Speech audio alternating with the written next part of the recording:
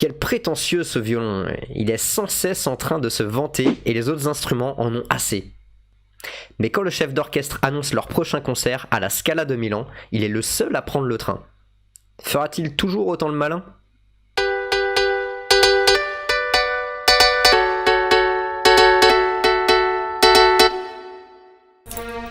L'histoire du violon qui fanfaronnait.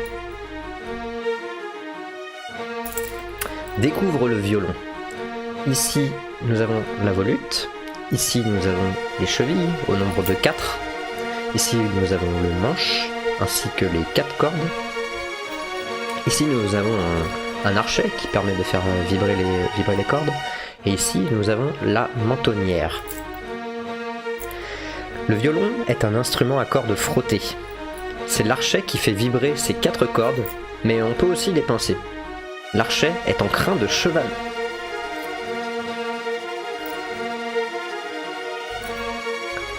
Sur toutes les pages de cette histoire se trouve un intrus bizarre. Je laisserai donc quelques secondes avant de changer la page pour trouver cet intrus bizarre. C'est l'histoire d'un violon qui toujours se vante.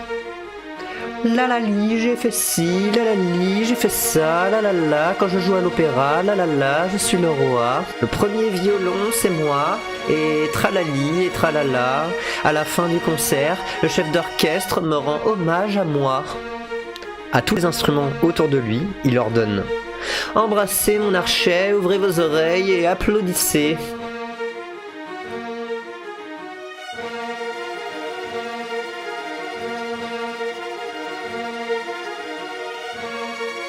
Le piano se rebiffe. « Mais moi alors, petit vantard, je compte pour du beurre !»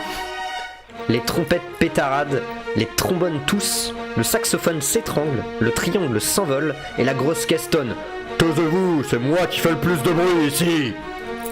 Le chef d'orchestre en a par-dessus la tête et les menace de sa baguette. « Si vous continuez à vous chamailler, vous me copierez 100 fois la clé de fa !»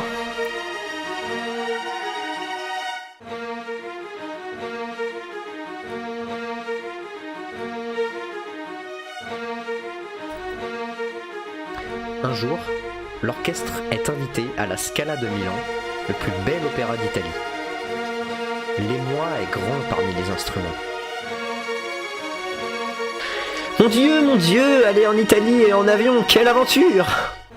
Seul le violon reste digne. La la la, la Scala, je connais ça. La la la, je suis là-bas comme chez moi.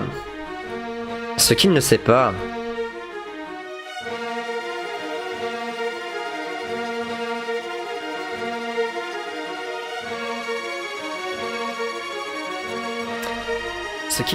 c'est qu'Herbert, le violoniste, tremble de peur à l'idée de prendre l'avion. Aller à Milan, il veut bien, mais par le train. Le jour du départ, les flûtes, les trompettes, la contrebasse, le saxophone, le triangle et tous les autres s'engouffrent avec les musiciens dans l'avion en criant au vantard « Salut l'artiste, bon voyage !» Et ils ajoutent tout bas « Bon débarras !»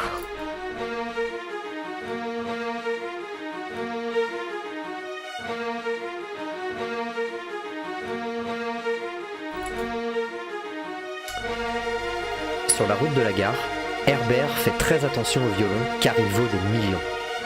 Il imagine des bandits cachés dans les buissons, prêts à lui voler son précieux instrument. Et pourtant...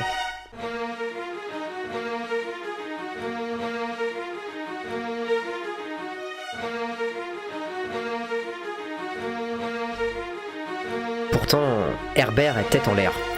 Il suffit d'un papillon ou d'un klaxon pour qu'il oublie tout, même son nom. Ce jour-là, à la gare, il rencontre une girafe venue d'Afrique qui va se reposer dans le nord de l'Italie. Herbert est ébloui. Au lieu de monter dans le train pour Milan, il grimpe dans celui pour Domodossola. C'est pas pareil, forcément.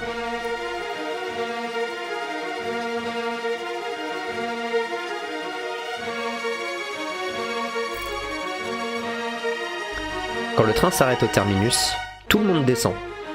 Herbert pose son violon, tend le bras à la girafe pour qu'elle saute sur le quai sans trébucher. Et les voilà partis, bras dessus, bras dessous. Mais comment ça? S'indigne le violon. Je n'y crois pas, il m'abandonne sur cette vieille banquette.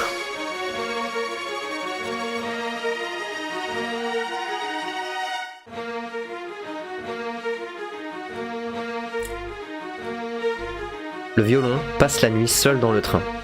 Le vent souffle, la pluie raye les vitres, des chauves-souris couinent et se moquent de lui. Mamma mia, que fais-tu là, domo do sola? Il ne répond pas. Oh là là, pense-t-il, pauvre de moi.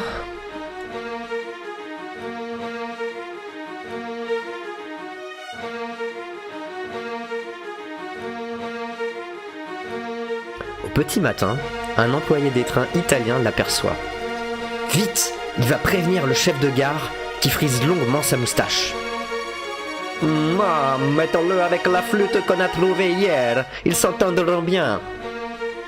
Une petite flûte, à mes côtés, s'écrie le violon. C'est indigne de moi.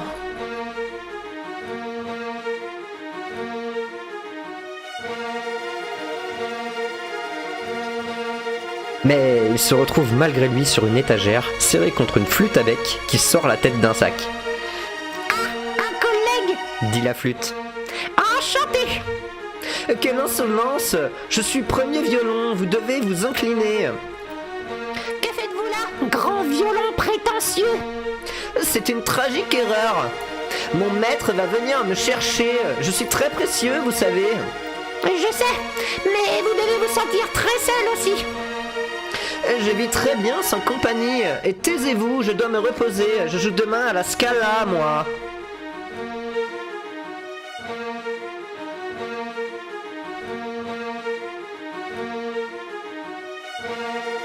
Au petit matin, la flûte s'étire, Vous avez enflé.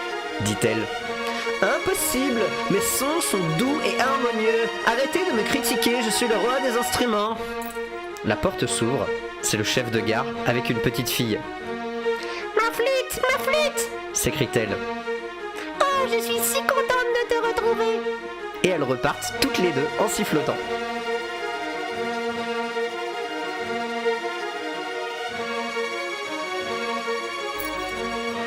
Une grosse larme coule sur la joue du violon. Personne n'est venu la chercher. Et si la petite flûte disait vrai? Si personne ne se souciait de lui parce qu'il est trop arrogant? Peut-être que ce n'est pas le plus important dans la vie d'être toujours le premier.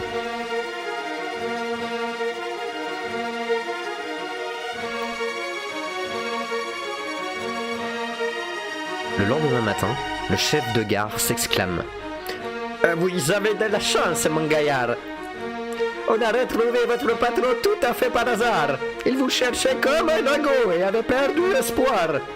La petite flûte l'a guidé jusqu'ici en jouant un allegretto de Mozart. Sur le pas de la porte, Herbert, la petite fille et la flûte lui tendent les bras. Tu me pardonnes? Murmure Herbert. Non pas non plus, et on nous attend à la Scala, la flûte et moi. Moi, à Scala? Dit la flûte émerveillée. Oui, parce que tu es mon ami et tu le resteras toute la vie. Et puis, je t'ai entendu siffloter hier matin et c'était drôlement bien.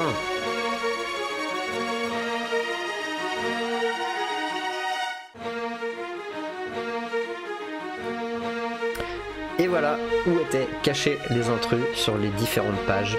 J'espère que cette histoire vous a plu. Et bonne nuit!